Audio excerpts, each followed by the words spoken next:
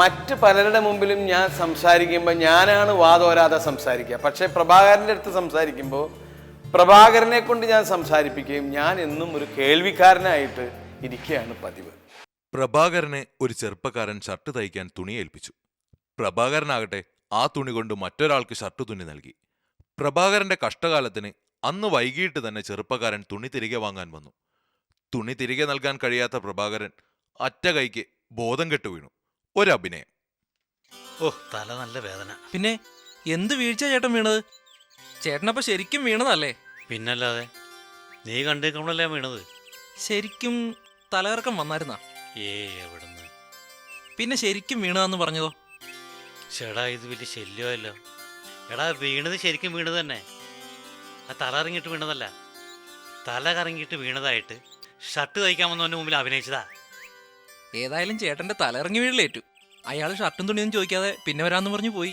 ഒക്കെ ഞാൻ അറിയുന്നുണ്ടായിരുന്നടാ. അവൻ പോകാൻ വേണ്ടിയല്ലേ ഞാൻ ആ കിടപ്പെടുന്നേ. അവൻ പോയി കഴിഞ്ഞപ്പോൾ തന്നെ ഞാൻ ഇരുന്നിട്ടില്ലേ? നീ കേട്ടിട്ടില്ലേ, കക്കാൻ പഠിച്ച നിൽക്കാനും പഠിക്കണം.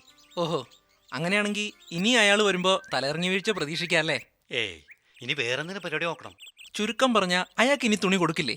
അത് കൊടുക്കും. എങ്കിൽ പിന്നെ ഇപ്പൊ കൊടുക്കാൻ പാടില്ലായിരുന്നോ? ഞാൻ എവിടെ നിന്ന് കൊണ്ടുവന്ന് കൊടുക്കാനാ? അവൻ തന്ന തുണിന്ന് ആ സ്ത്രീയുടെ കുട്ടി ഷർട്ട് തയ്ച്ച് ശരിയായി കൊടുത്തത്. ബാക്കി തുണി വെച്ചാൽ ഷർട്ട് തയ്ക്കാൻ തികയില്ല. പോരാത്തിന് ഇതേ മോഡൽ തുണി തന്നെ വേണ്ട അയാൾക്ക് ഷർട്ട് തയ്ക്കാൻ. അത് ഞാൻ എവിടെ പോയി അന്വേഷിക്കും? ചേട്ടൻ ഈ തുണി എവിടെ ഉണ്ടെന്ന് അറിയണം, അത്രയല്ലേ ഉള്ളൂ. ആ, അത് നിസാരമല്ലേ? അതെങ്ങനെ? ഈ ഷർട്ട് തയ്ക്കാൻ തന്ന ആളോട് തന്നെ അന്വേഷിച്ചാ പോരെ? അതിലും ഭേദം അവന്റെ കയ്യിൽ നിന്ന് അടിമേടിക്കണതല്ലേ. എടാ പോത്തെ ഇന്നസെന്റ്, അവനോട് ചോദിച്ചാൽ അവനറിയില്ല ഞാൻ ആ തുണി അടിച്ചു മാറ്റിയെന്ന്.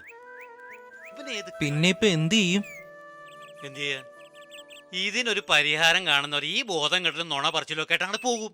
ഏത്? പഠിക്കാനും പോകണ്ട, പഠിക്കുകയും ചെയ്യണ്ട, രാവിലെ മുതൽ കടയിൽ ചെന്നിരിക്കുക. ഇന്നസെന്റെ, നീ ആളൊരു ഭാഗ്യവാൻ തന്നെടാ. ഈ പ്രഭാകരേട്ടൻ നിന്നോട് എല്ലാ കാര്യങ്ങളും പറയൂടാ? പറയുമെന്നോ? അത് നീ നേരിട്ട് കാണുകയും കേൾക്കുകയും ചെയ്യണം, അപ്പോൾ മനസ്സിലാവും. എടാ, പ്രഭാകരേട്ടൻ്റെ ഓരോ വർത്തമാനം കേൾക്കുമ്പോൾ പെൺകുട്ടികളുടെ ആ ചിരിയും നാണത്തോടെയുള്ള ആ പോക്കും ഒന്ന് കാണണം. ഓ, നേരം വൈകി. ഞാൻ ലൈബ്രറിയിൽ ഈ ബുക്ക് എടുക്കാൻ വന്നതാ. ഇതെന്ത് ബുക്കാ? Ladies ചാറ്റർലീസ് lover. ഒരു പ്രഭുവിന്റെ വീട്ടിലെ തോട്ടക്കാരൻ പ്രഭുവിന്റെ ഭാര്യയെ പ്രേമിക്കുന്ന കഥയെന്നാണ് പറഞ്ഞത്. ആ, അത് തന്നെയാണ് ഈ കഥ. തോട്ടക്കാരൻ്റെയും പ്രഭുത്തിയുടെയും പ്രേമം പ്രഭു അറിയാതെ ഭയങ്കര രഹസ്യമായിട്ടാണ്. നീ ഈ പുസ്തകം ഇപ്പോഴാണ് വായിക്കണേ? അതെ, നീ ഇത് നേരത്തെ വായിച്ചിട്ടുണ്ടോ? കടയിൽ നിന്ന് വീട്ടിൽ വന്ന വേറെ എന്താ പണി? കടയിൽ ആളൊഴിയുമ്പോൾ വേറെന്താ ജോലി? ഈ വായന തന്നെ വായന. അതിനിടയിൽ എപ്പോഴോ വായിച്ചതാ. അല്ല, ഇത് ഇംഗ്ലീഷ് ബുക്കല്ലേ?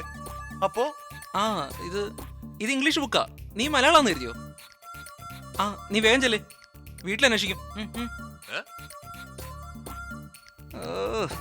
ഒരു ലേഡീസ് ചാറ്റർലിസ് ലവർ.